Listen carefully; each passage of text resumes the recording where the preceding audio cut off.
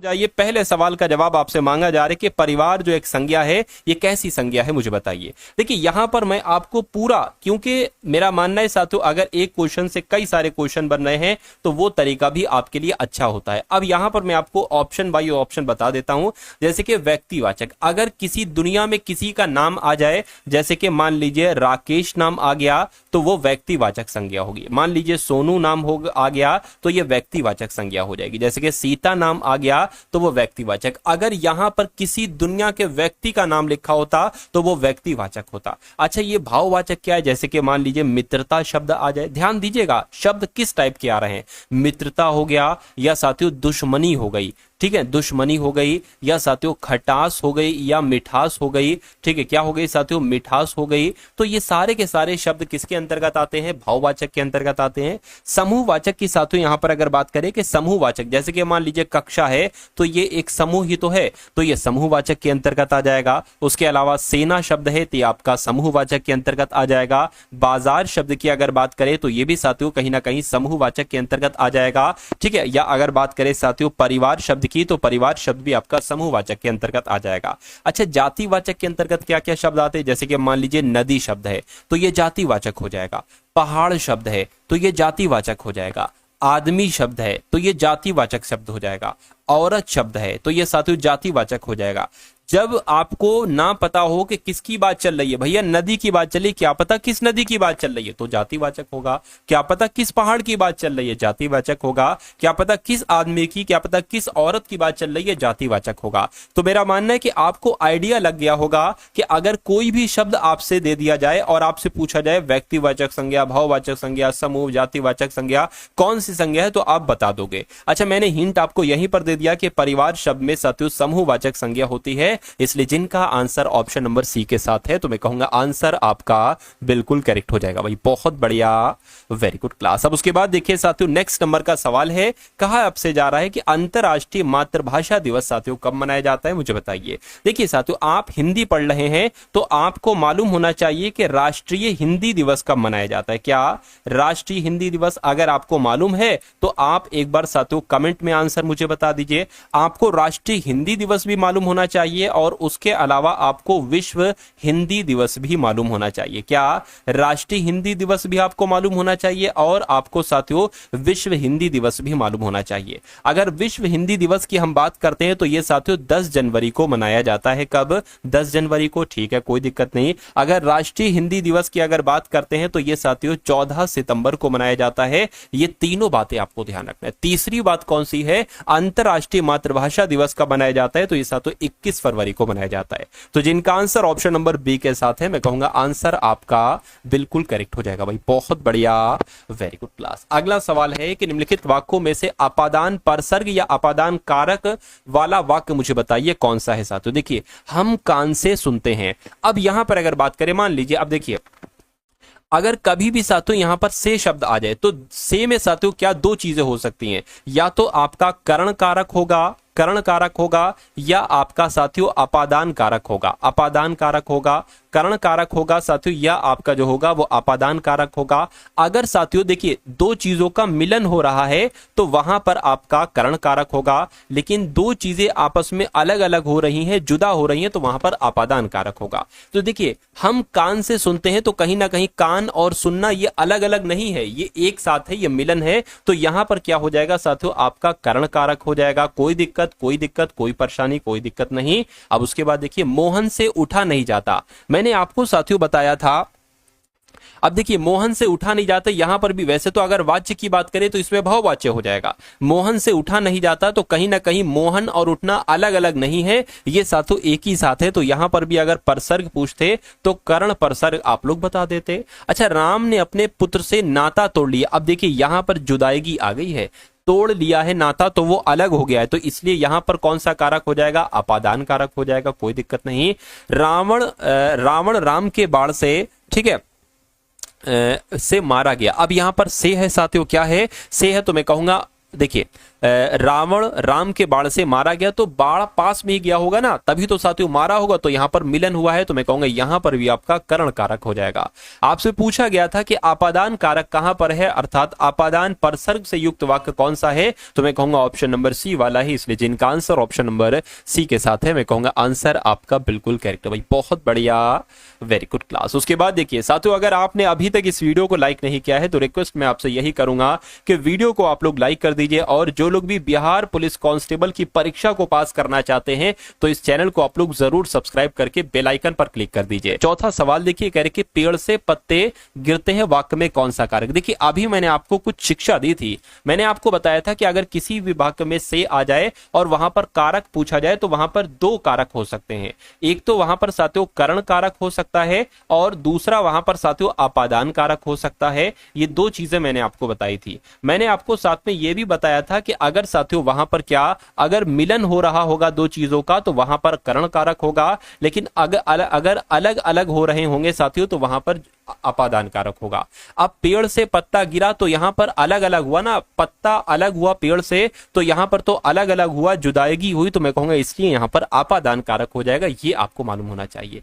अच्छा, जैसे कि मान लीजिए कहीं पर आ जाए का, जैसे कि सुनील का कुत्ता बहुत अच्छा है, तो यहां पर अगर का आ जाए तो पूछा जाए कौन सा कारक है, तो संबंध कारक आपको बताना है। तो इस टाइप से इन सवालों को साथियों आपको तैयार करते जाना है। उसके बाद देखिए अगला सवाल आपकी स्क्रीन पर है, आपसे क्या पूछा जा रहा है ये मुझे बताइए। कह रहे कि कौन सा शब्द में व्यक्तिवाचक संज्ञा नहीं है, मुझे बताइए। देखिए अभी मैंने आपको पहले सवाल में ये बताया था कि व्यक्तिवाचक संज्ञा कहां कहां होती है। दुनिया में अगर किसी भी व्यक्ति का नाम आ जाए तो वो क्या होगी, वो व्यक्तिवाचक संज्ञा होगी। दूसरी बात, अगर बात करें दुनिया में, अब जैसे कि नदी शब्द मैंने आपको बताया, ये तो जातिवाचक हो जाएगी, लेकिन अगर किसी नदी का नाम आ जाता है तो वो व्यक्तिवाचक हो जाएगी संज्ञा। क्या, अगर किसी नदी का नाम आ जाए तो व्यक्तिवाचक, या किसी पहाड़ का नाम आ जाए साथियों, ठीक है, तो वो व्यक्तिवाचक हो जाएगी। किसी आदमी का नाम तो व्यक्तिवाचक, किसी औरत का नाम आ जाए तो वो व्यक्तिवाचक हो जाएगी। तो यहां पर अगर बात करें साथियों, हम लोग व्यक्तिवाचक आपसे पूछा जा रहा है। अच्छा, कौन सा नहीं है ये आपसे पूछा जा रहा है। देखिए हिमालय ये एक व्यक्तिवाचक संज्ञा है, गंगा नदी का नाम है, व्यक्तिवाचक संज्ञा है, लेकिन पहाड़ शब्द जो है व्यक्तिवाचक तो साथियों नहीं है, लेकिन ये जातिवाचक संज्ञा हो जाएगा। क्या, ये जातिवाचक संज्ञा हो जाएगा। तो इस प्रकार जिनका आंसर ऑप्शन नंबर डी के साथ है तो मैं कहूंगा आंसर आपका बिल्कुल करेक्ट है। अगला देखिए, यानी कि गीत गोविंद किसकी रचना है साथियों, मुझे बताइए। तो गीत गोविंद जयदेव की, रामदेव की, बेनी प्रसाद की, भारतेंदु हरिश्चंद्र की, तो ये जयदेव की रचना है। गीत गोविंद रचना किसकी है साथियों, जयदेव की रचना है। और उसके अलावा देखिए यहां पर अगर हम बात करते, ये क्या आ गया, गीत गोविंद यहां पर आ गया, जयदेव की अगर बात करें तो आपको मालूम होना चाहिए साथियों रति मंजरी किसकी रचना है। रति मंजरी अगर आपसे पूछा जाए तो रति मंजरी भी साथियों जयदेव की ही रचना है। और अगर बात करें गीत गोविंद या रति मंजरी दोनों किसकी रचना है, जयदेव की रचना है। उसके बाद देखिए अगले नंबर का सवाल आपकी स्क्रीन पर, ये क्या है, मधुर रस। ये तो भाई कुछ दिक्कत लग रही है इस सवाल में, इसलिए इसको स्किप कर देना होगा। अब उसके बाद देखिए अगला सवाल आपकी स्क्रीन पर है, किसे उज्जवल रस या मधुर रस कहा जाता है, कुल मिला के आपसे पूछा जा रहा है साथियों, मुझे बताइए। देखिए उज्जवल रस की अगर बात करें तो, या मधुर रस की अगर बात करें तो भक्ति रस को कहा जाएगा, क्रोध को थोड़ी ना, हास्य को थोड़ी ना, वत्सल को भी नहीं। तो उज्जवल रस और मधुर रस किस रस को कहा जाता है, भक्ति रस को कहा जाता है। ये क्वेश्चन साथियों बड़े ही टॉप लेवल का है, आपके एग्जाम में आने वाला ये सवाल है।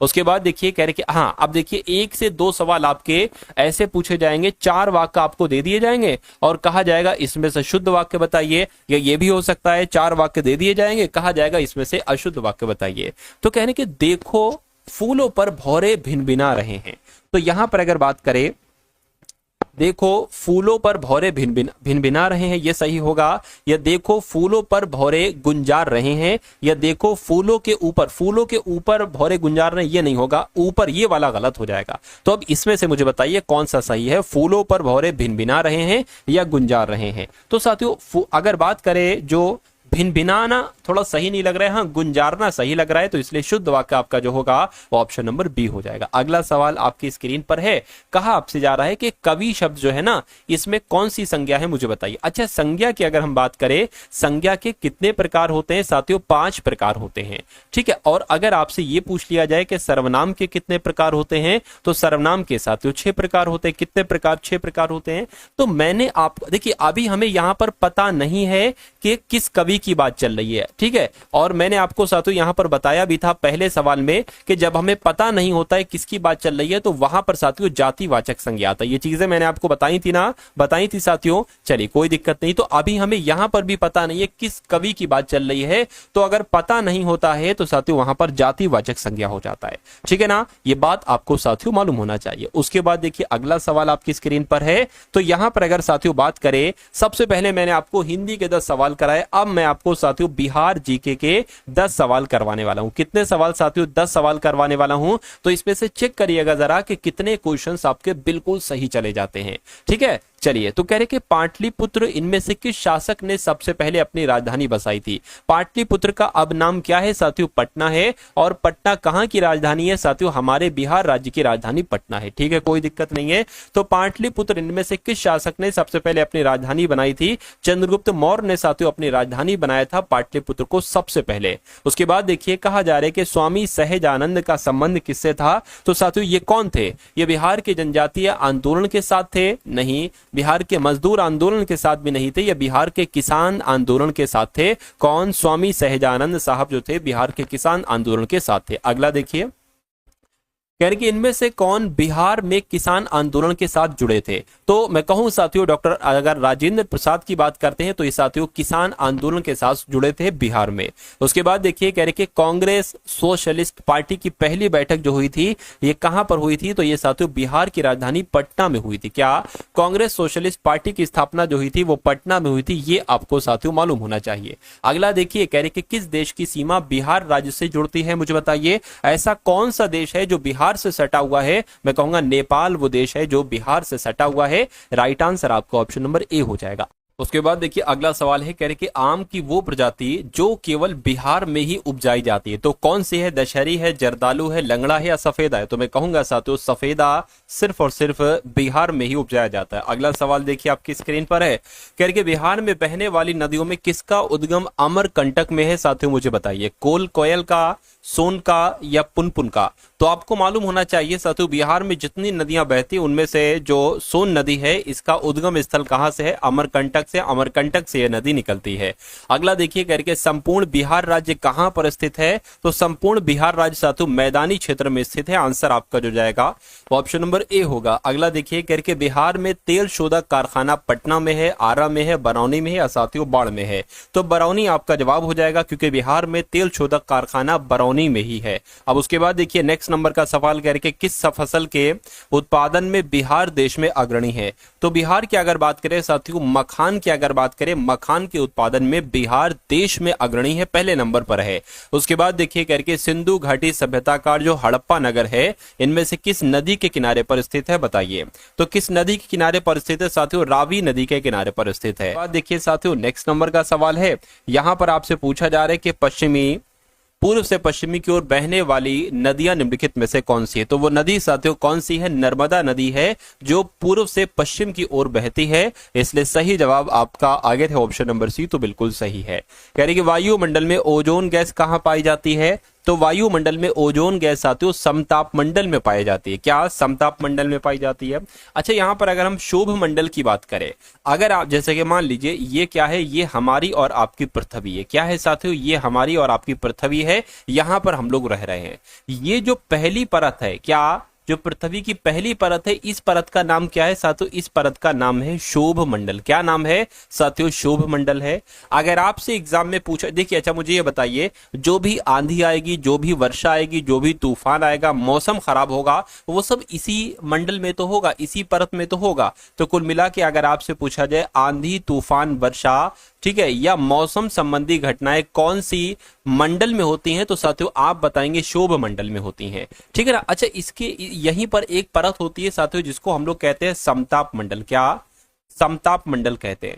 समताप मंडल का मतलब क्या होता है साथियों? सम मतलब समान ताप, समान ताप रहता है यहां पर। इसमें ना तो आंधी आएगी, ना तो तूफान आएगा, ना आंधी तूफान, ना वर्षा आएगा। तो कुल मिला के अगर आपसे ये पूछा जाए कि जो वायुयान उड़ाए जाते हैं वो कौन सी, ठीक है, मंडल में उड़ाए जाएंगे। अगर यहाँ पर क्षोभ मंडल में उड़ाए जाएंगे जो बिल्कुल लगी हुई है तो वो तो फिर आंधी तूफान में दिक्कत आ जाएगी, इसलिए वो समताप मंडल में साथियों उड़ाए जाते हैं वायुयान, क्योंकि यहाँ पर कोई दिक्कत नहीं होती, आंधी तूफान वगैरह यहाँ पर नहीं आते हैं। तो कुल मिला के वायुमंडल में ओजोन गैस कहाँ पाई जाती है? समताप मंडल में पाई जाती है। आंसर आपको ऑप्शन नंबर सी होगा। जितनी चीजें मैंने आपको बताई हैं यहाँ से डायरेक्ट आपके क्वेश्चंस बनते हैं। उसके बाद देखिए करके भारतीय रिजर्व बैंक की स्थापना कब की गई थी? तो 1 अप्रैल 1935 को ही भारतीय रिजर्व बैंक की स्थापना की गई थी। उसके बाद देखिए साथियों अगले नंबर का सवाल आपकी स्क्रीन पर है। कहा जा रहा है कि किस अधिनियम के द्वारा भारत में कंपनी के शासन को समाप्त किया गया था? बताइए।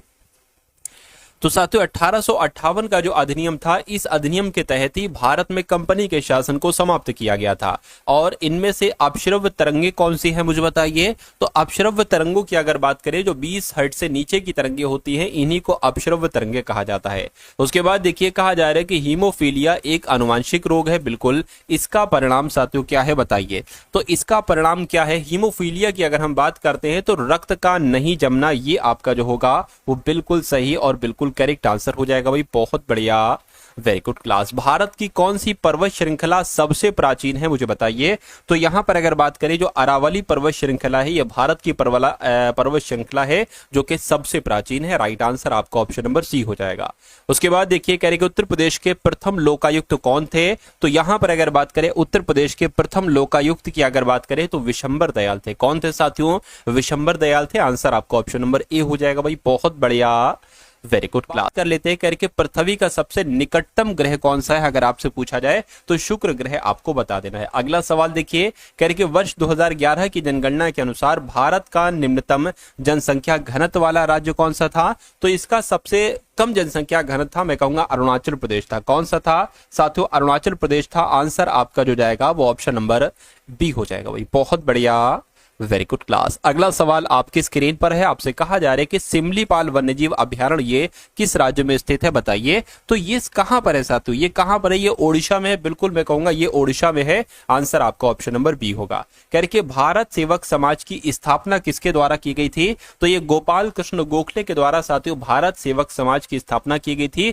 राजनीतिक गुरु थे गोपाल कृष्ण गोखले, किसके? महात्मा गांधी जी के। ठीक है ना, महात्मा गांधी जी के राजनीतिक गुरु थे। उसके बाद देखिए करके बैंकिंग क्षेत्र में जो एटीएम शब्द है, इसका मतलब क्या होता है साथियों बताइए। तो इसका मतलब ऑटोमेटिक टेलिंग मशीन होता है। टेलिंग मशीन नहीं होता है, ऑटोमेटिक टेलर मशीन या टोटलिंग मशीन में नहीं, टाइम मनी में नहीं, मैं कहूंगा ऑटोमेटिक टेलर मशीन, ये होती है एटीएम की फुल फॉर्म। उसके बाद देखिए करके खगोलीय एकक क्या है मुझे बताइए। सवाल बहुत रिपीटेड वाला सवाल है, यानी कि बार बार एग्जाम में आने वाला ये सवाल है। पृथ्वी से, सूर्य से पृथ्वी की न्यूनतम दूरी को कहते खगोलीय एकक नहीं, सूर्य से पृथ्वी तक की अधिकतम दूरी को भी नहीं, सूर्य की सतह से पृथ्वी के केंद्र तक की माध्य दूरी को कहा जाता है साथियों खगोलीय एकक। मैं कहूंगा ट्रिपल स्टार लगाकर साथियों इस क्वेश्चन को नोट डाउन करिएगा, या तो अपने मनोमस्तिष्क में या किसी नोटबुक में।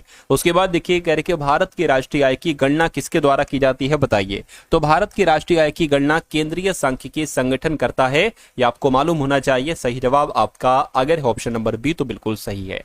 अंतरराष्ट्रीय न्यायालय ये कहां पर स्थित है बताइए। तो अंतरराष्ट्रीय न्यायालय साथियों कहां पर स्थित है? द हेग में स्थित है। और द हेग कहां पर स्थित है? द हेग साथियों नीदरलैंड में स्थित है, तो ये भी आपको मालूम होना चाहिए। उसके बाद देखिए करके तीसरा पानीपत का युद्ध जो हुआ था, ये कब लड़ा गया था साथियों मुझे बताइए। तो तीसरा पानीपत का युद्ध, अगर आपका जवाब ऑप्शन नंबर बी है तो मैं कहूंगा आपका जवाब बिल्कुल सही है। 1761 में तृतीय पानीपत युद्ध लड़ा गया था। उसके बाद देखिए कह रहे कि विश्व के कुल क्षेत्रफल का कितने प्रतिशत भाग भारत के पास है। मान लीजिए ये पूरी क्या है, पूरा विश्व है। तो अगर मान लीजिए साथियों ये पृथ्वी है, तो ये इस पूरे का कितना प्रतिशत है? 10% है, 20% है, 2% है या 17% है, मुझे बताइए। देखिए अगर हम यहां पर बात करें कि पूरे, ठीक है, पूरी दुनिया में अगर जनसंख्या कितने प्रतिशत है भारत में, क्या जनसंख्या कितनी प्रतिशत है भारत में, तो आपको ध्यान रखना है 17.5% है। क्या 17.5% है? ठीक है, 17.5% तो जनसंख्या है, लेकिन बेइंसाफी देखिए भारत को क्षेत्रफल कितना दिया गया है, जमीन कितनी दी गई है, सिर्फ और सिर्फ 2.42 यानी कि 2.5% जमीन दी गई है।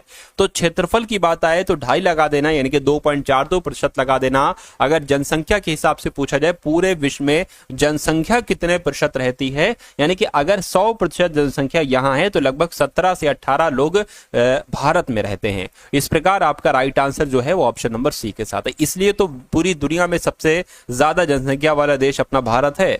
उसके बाद देखिए करके विजयवाड़ा किस नदी के किनारे पर बसा हुआ है साथियों, ये आपको बताना है। तो मैं कहूंगा तुंगभद्रा नदी के किनारे पर बसा हुआ है। सही जवाब आपको ऑप्शन नंबर ए हो जाएगा। कह के भारत की किस राज्य की तटरेखा सबसे लंबी है, तो गुजरात अगर आपका जवाब है तो मैं कहूंगा आपका जवाब यहां पर बिल्कुल सही हो जाएगा। उसके बाद देखिए जो सवाना घास के मैदान है ये कहां पर स्थित है, अफ्रीका में, यूरोप में, उत्तरी अमेरिका में, दक्षिणी अमेरिका में। तो आपका जवाब अगर ऑप्शन नंबर ए है तो भी मैं कहूंगा बिल्कुल सही है, क्योंकि अफ्रीका में ही सवाना घास के मैदान है। अगला देखिए कह के लाइफ डिवाइन जो पुस्तक है इसके लेखक कौन है बताइए। तो इसके लेखक की अगर बात करें महात्मा गांधी, अरविंद घोष, रविंद्रनाथ टैगोर या मौलाना आजाद, तो अरविंद घोष अगर आपने चुना है तो आपका चयन यहां पर बिल्कुल सही हो जाएगा। उसके बाद देखिए करके कांग्रेस ने किस एकमात्र गोलमेज सम्मेलन में भाग लिया था, ये आपसे कुल मिला के पूछा जा रहा है बताइए। तो जो गोलमेज सम्मेलन हुए ना साथियों, ये कब कब हुए, देखिए 1930 में पहला हुआ, 1931 में दूसरा हुआ, 1932 में तीसरा हुआ। कांग्रेस ने जो भाग लिया था वो 1931 वाले में लिया था, यानी कि दूसरे गोलमेज सम्मेलन में भाग लिया था। इसलिए सही जवाब आपको ऑप्शन नंबर सी हो जाएगा। और ये तीनों के तीनों गोलमेज सम्मेलन कहां पर हुए थे साथियों, लंदन में हुए थे। कहां पर, लंदन में हुए थे। अगला है करके भारतीय भाषाओं के संरक्षण एवं विकास के लिए हिंदुस्तानी एकेडमी, ये कहां पर स्थित है बताइए। तो इसकी अगर बात करें ये कहां पर साथियों, इलाहाबाद में स्थित है, उत्तर प्रदेश के इलाहाबाद में स्थित है। ये आपको साथियों मालूम होना चाहिए। उसके बाद देखिए कह रहे कि उत्तर प्रदेश शासन के राजस्व विभाग में कितने अनुभाग होते हैं, तो 14 अनुभाग होते हैं। आंसर आपका ऑप्शन नंबर डी होगा। कह रहे कि भौतिकी क्षेत्र में नोबेल पुरस्कार प्राप्त करने वाले पहले भारतीय कौन थे, तो इनका नाम सीवी रमन था। क्या इनका नाम था, इनका नाम सीवी रमन था। उसके बाद देखिए कह रहे कि निम्नलिखित में से कौन सी एक खरीफ की फसल नहीं है, बहुत ध्यान दीजिएगा, खरीफ की फसल कौन सी नहीं है ये आपको यहां पर साथियों बताना है। क्या आपका राइट आंसर होगा साथियों बताइए। चलिए साथियों, अगर अभी तक आपने इस वीडियो को साथियों लाइक नहीं किया तो इस वीडियो को आप लोग लाइक कर दीजिए, आपसे साथियों रिक्वेस्ट है। तो बताइए साथियों क्या जवाब होगा, मूंगफली, मक्का, कपास या सरसों। देखिए यहां पर अगर बात करें हम लोग तो सरसों आपका सही जवाब हो जाएगा। अच्छा कुछ चीजें मैं आपको यहां पर बतला दे रहा हूं। मैं आपको साथियों देखिए रवि की फसल बता दे रहा हूं कि रवि की फसल कौन कौन होती है, ठीक है, रवि की फसल के बारे में बता दे रहा हूं। और उसके अलावा साथियों मैं आपको खरीफ की फसलें बता दे रहा हूं, और उसके अलावा मैं आपको साथियों जायद की फसलें बता दे रहा हूं। इतनी बात क्लियर है। अगर यहां तक साथियों आप अच्छे से समझ लेंगे तो आपका एक सवाल साथियों बड़े ही आराम से बन जाएगा। देखिए रवि की फसलों की अगर हम बात करें तो ये मैं आपको बता देता हूं। देखिए अक्टूबर नवंबर में बोई जाती है। कब, अक्टूबर नवंबर में बोई जाती है। और काट कब ली जाती है साथियों, लगभग मार्च के आसपास काट ली जाती है, मार्च और अप्रैल में काट ली जाती है।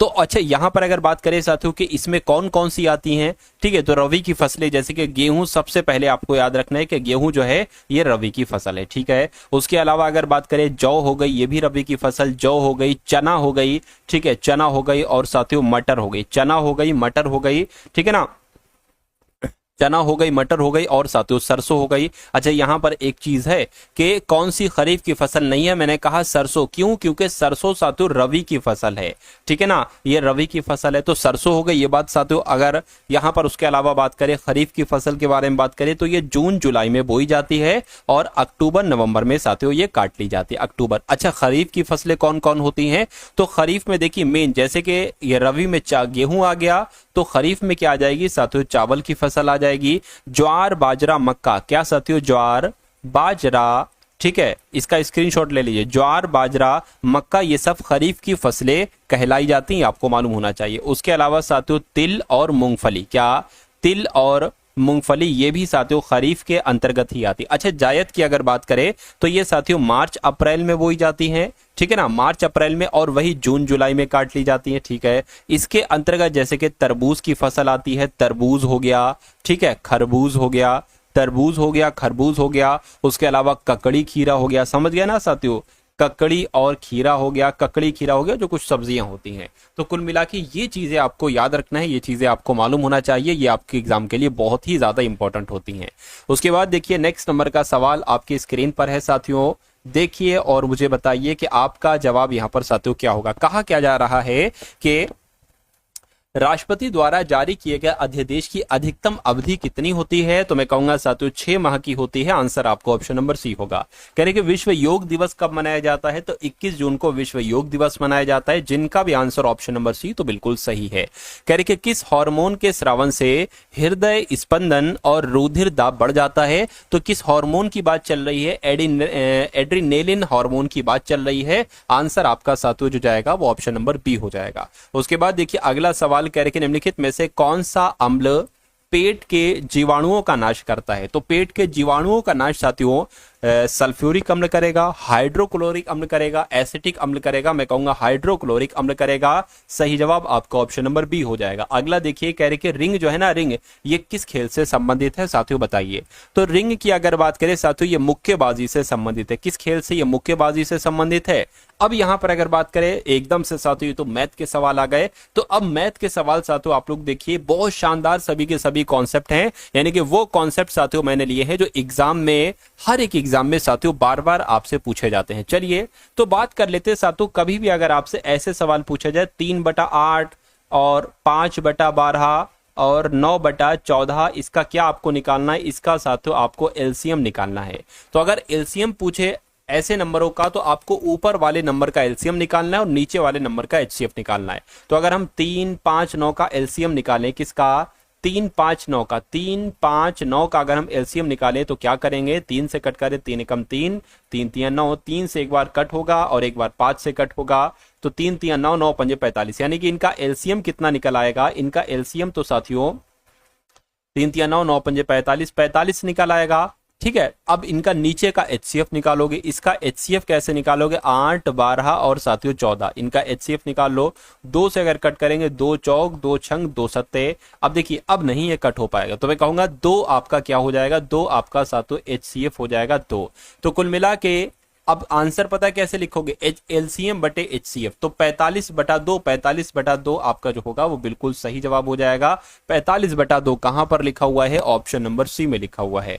उसके बाद देखिए नेक्स्ट नंबर का सवाल आपकी स्क्रीन पर है, करके किस वार्षिक ब्याज की दर से 2 वर्षों में किसी धनराशि का मिश्रधन 4 गुना हो जाएगा? बहुत ध्यान से समझिएगा। वार्षिक ब्याज दर आपसे पूछी जा रही है, दर आपसे पूछी जा रही है। समय कितना दे रखा है साथियों? 2 वर्ष का आपको यहां पर समय दे रखा है, करके किसी धनराशि का मिश्रधन 4 गुना हो जाएगा। यानी कि अभी कोई धनराशि मान लीजिए 1x है तो उसका, ठीक है, क्या किसी धनराशि का मिश्रधन 4 गुना, वो मिश्रधन की अगर बात करें 1 गुने से 4 गुना हो जाएगा, ये आपसे यहां पर कहा गया है। अच्छा साधारण ब्याज फिर क्या होगा? आपको पता है साथियों साधारण ब्याज क्या होता है? साधारण ब्याज होता है मिश्रधन में से मूलधन घटा दो। तो मिश्रधन कितना है साथियों? 4 गुना है, 4x है और ये x है, तो साधारण ब्याज कितना निकल आएगा साथियों? 3x निकल आएगा। तो 3x यहाँ पर साधारण ब्याज हो जाएगा। इतनी बात साथियों क्लियर है। अब उसके बाद देखिए सूत्र होता है साथियों, दर पूछी जा रही ना, दर बराबर क्या होता है? साधारण ब्याज गुणा 100 बटे P इंटू टी, ये सूत्र होता है। तो निकाल लेते हैं साधारण ब्याज कितना आया है? 3x गुणा 100 यहाँ पर आया है, और P कितना है? x है, और साथियों T कितना है? T तो यहाँ पर 2 है। अब देखिए अब साथियों यहाँ पर हम लोग क्या करेंगे? 2 से अगर कैंसिल करेंगे तो ये 50 आ जाएगा, बिल्कुल 50 आ जाएगा। और उसके अलावा इस x से ये x चला जाएगा। r बराबर क्या बचेगा? 50 गुणा 3 यानी कि 150 यहां पर आ जाएगा। तो मैं कह सकता हूं 150% कहां पर लिखा हुआ है? ऑप्शन नंबर सी में लिखा हुआ है। तो जिनका भी आंसर ऑप्शन नंबर सी के साथ है तो मैं कहूंगा आंसर आपका बिल्कुल करेक्ट है। अगला सवाल आपकी स्क्रीन पर कहा जा रहा है कि 4% वार्षिक साधारण ब्याज की दर से, ठीक है, दर कितनी है साथियों? 4% वार्षिक साधारण ब्याज दर है, करके कितने समय में, यानी कि समय आपसे पूछा जा रहा है, करके 2000 रुपए का साधारण ब्याज 800 हो जाएगा। तो मूलधन कितना है? 2000 रुपए है, और साधारण ब्याज इस बार आपको दे रखा है साथियों 800 रुपए है। ठीक है, 800 रुपए। अच्छा अगर मैं मिश्रधन पूछूं तो मिश्रधन क्या होता है? मूलधन प्लस साधारण ब्याज, तो ये तो 2800 हो जाएगा, 2800 हो जाएगा। ठीक है, कोई दिक्कत नहीं। अब यहां पर देखिए अब कौन सा सूत्र लगेगा, जरा देखिए, यही सूत्र लगेगा। टी बराबर साधारण ब्याज गुणा 100 अपॉन क्या हो जाएगा? P आ गया है, तो टी ये आ गया है, तो पी और आर यहाँ पर आ जाएगा। अब उसके बाद देखिए साधारण ब्याज कितना है, 800 है, और गुणा 100 लग जाएगा। पी कितना है साथियों, पी आपका 2000 यहाँ पर है, और साथियों आर कितना है, आर आपका 4% है। ठीक है, तो अब इसको साथियों एक बार कैंसिल अगर हम लोग करें तो कैसे करेंगे, देखिए ये ऊपर 2 0 2 0 कैंसिल, ये 1 0 ये 1 0 कैंसिल, 2 से कट करेंगे यहाँ पर 40 आ जाएगा, और 4 से अब कट करेंगे तो यहाँ पर साथियों 10 आ जाएगा। तो मैं कहूंगा 10 वर्ष यहाँ पर आपका बिल्कुल सही जवाब हो जाएगा। यानी कि समय पूछा था, समय कितना निकल आया, 10 वर्ष आपका समय निकल आया, जिनका आंसर ऑप्शन नंबर ए के साथ है, तो बिल्कुल सही है। चलिए भाई, उसके बाद देखिए अगला सवाल आपकी स्क्रीन पर है। देखिए सवाल को और मुझे बताइए आपका जवाब क्या होगा। कहा जा रहा है कि मोहन, राकेश और सोनू ये किसी काम को 10 दिन, 15 दिन, 12 दिन में समाप्त करते हैं। यानी कि मोहन करता है 10 दिन में, राकेश करता है 15 दिन में, सोनू करेगा तो करेगा 12 दिन में। कहने कि अगर तीनों लोग मिलकर काम करेंगे तो कितने दिन लगेंगे। इस टाइप का सवाल बहुत आसान होता है। देखिए यहां पर अगर बात करें साथियों, मोहन अगर कोई काम कर रहा है तो वो 10 दिन में करेगा। उसी प्रकार राकेश अगर कोई काम कर रहा है तो वो साथियों कितने दिन में करेगा, 15 दिन में करेगा। और सोनू वो अगर काम कर रहा है अकेला तो सोनू अकेला साथियों 12 दिन में वो काम करेगा। अब हम अगला स्टेप करते हैं कि यहां पर एक ऐसा नंबर ले लेते हैं जो कि तीनों नंबर से कटे, तो वो नंबर मेरे हिसाब से 150 होगा। ठीक है, तो अगर 10 से इसको भाग देंगे तो कितना आ जाएगा, 15 आ जाएगा। 15 से भाग देंगे 10 आ जाएगा। 12 से भाग देंगे 12 एकम 12, 3 या 30 हो गया। नहीं भाई ये तो नहीं कट पाएगा, ये तो नहीं कट पाएगा। तो फिर कितना कट पाएगा, देखिए जरा 180 अगर लेकर देखें 180, तो इसको अगर 180 कर लें, हाँ ये 18 12 से कटेगा, ये कटेगा 15 एकम 15 और 15 दूना 30। ठीक है, और ये कटेगा 12 एकम 12, 12 पंजे 60। ठीक है भाई साहब, कोई दिक्कत नहीं है, 80 है, ध्यान रखिएगा। अब इसका हमने पता ऐसा क्यों किया, हमने इसलिए किया ये निकालने के लिए कि मोहन एक दिन में 18 काम करता है, सोनू एक दिन में 15 काम करता है, राकेश एक दिन में 12 काम करता है, और टोटल काम कितना है, टोटल काम है 180। यानी कि अगर टोटल काम 180 है और एक दिन में अगर ये तीनों मिलकर काम करते हैं तो 18 + 12 + 15 हो जाता है। ठीक है ना, तो 180 भाग, इनको जरा जोड़िए आप लोग। ठीक है, ये जुड़ेगा तो कितना हो जाएगा, 30 40 45 45 हो जाएगा। इसको जरा कट करिए, 9 दूना 18, 9 पंजे 45, 5 चौक, यानी कि मैं कहूंगा 4 दिन में अगर तीनों लोग मिलकर काम करते हैं तो 4 दिन में साथियों वो काम समाप्त कर देंगे। इसलिए आंसर आपका जो जाएगा वो ऑप्शन नंबर ए के साथ जाएगा।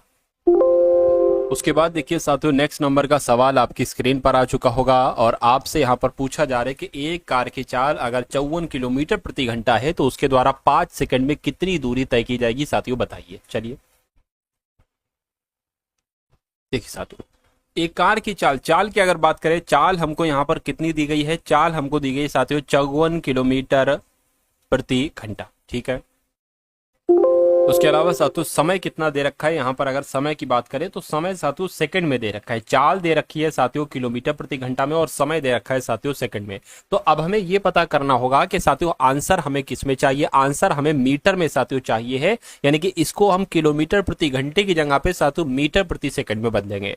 तो अगर किसी भी किलोमीटर प्रति घंटे को मीटर प्रति सेकंड में बदलना हो तो हमें 5/18 से साथियों उसकी गुणा कराना पड़ती है। 18 एकम 18, 18 3 54 हो जाएगा, 5 3 15 हो जाएगी, यानी कि चाल अब 15 मीटर प्रति सेकंड आ गई है। तो साथियों दूरी हमें निकालना है। दूरी बराबर क्या होता है, दूरी बराबर होती है साथियों चाल गुणा समय। क्या दूरी बराबर होती है, चाल गुणा समय। और यहां पर अगर बात करें, चाल भी हमें पता है और समय भी हमें पता है। चाल कितनी हमें पता है, चाल साथियों 15 है और समय कितना है 5 है। तो मैं कहूंगा 75 मीटर क्या हो जाएगी, 75 मीटर साथियों दूरी हो जाएगी। और दूरी 75 मीटर कौन से ऑप्शन में लिखी हुई है, ऑप्शन नंबर ए में लिखी हुई। बहुत बढ़िया, गुड क्लास। चलिए साथियों उसके बाद देखिए नेक्स्ट नंबर का सवाल आपकी स्क्रीन पर है, और आपसे पूछा जा रहा है कि 320 केले का क्रय मूल्य 400 केले के विक्रय मूल्य के बराबर है, तो बताइए हानि कितनी होगी, मुझे बताइए। चलिए देखिए इस टाइप के सवाल को आप कैसे करते हो, हमेशा अगर कभी भी इतने चीजों का क्रय मूल्य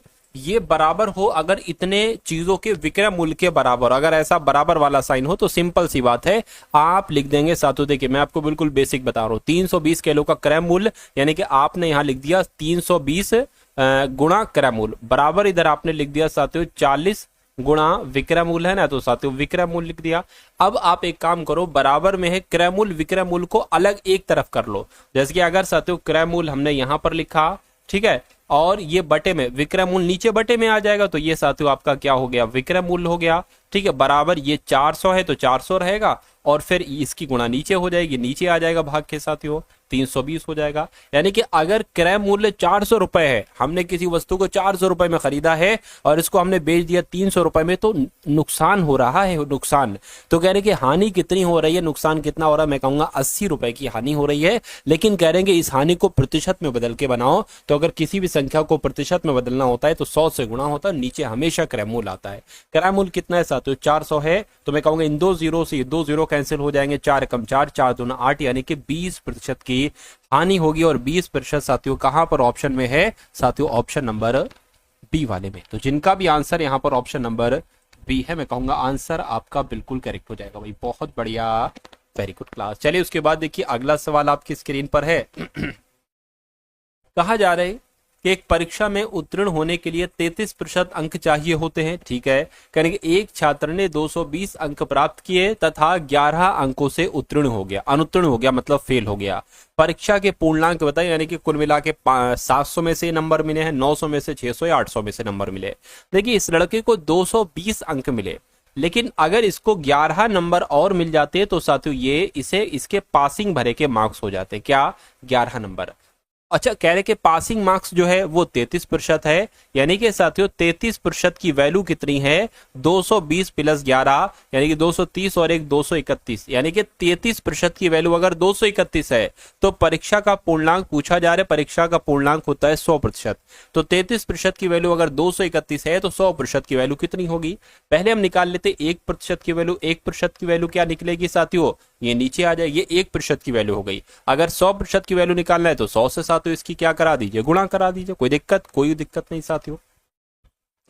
अब यहां पर अगर बात करें, अब देखिए इतनी चीजें अगर आपको साथियों समझ में आ गई, अगर इतनी चीजें आपको समझ में आ गई तो बहुत अच्छी बात है। ठीक है, आपको कोई दिक्कत आगे भी नहीं लगेगी। चलिए अब इसकी साथियों हम यहाँ पर क्या करें, हम यहाँ पर इसकी भाग कर लेते हैं। अगर हम इसको 3 से कट करें, देखिए 3 एकम 3, 3 एकम 3 और 3 सत्ते कितना हो जाएगा साथियों, 21, 2 जाएगा, फिर 3 सत्ते 21 हो जाएगा, 11 एकम 11, 11 सत्ते 77 हो जाएगा। मैं कहूंगा 700 परीक्षा का पूर्णांक आ जाएगा और 700 आपके सवाल का बिल्कुल करेक्ट आंसर हो जाता है। वही बहुत बढ़िया, वेरी गुड क्लास। उसके बाद देखिए अगला सवाल कह रहे कि एक साइकिल का अंकित मूल्य 4500 रुपए है और इस 4500 रुपए मूल्य पर 3% की छूट दी गई है, तो खरीदार को साइकिल खरीदने में कितना धन देना पड़ेगा। देखिए अगर कोई किसी चीज का मूल्य 4500 रुपए है, अगर मैं कहूं 10% की छूट दी जाएगी तो इसको 90% में बेचा जाएगा।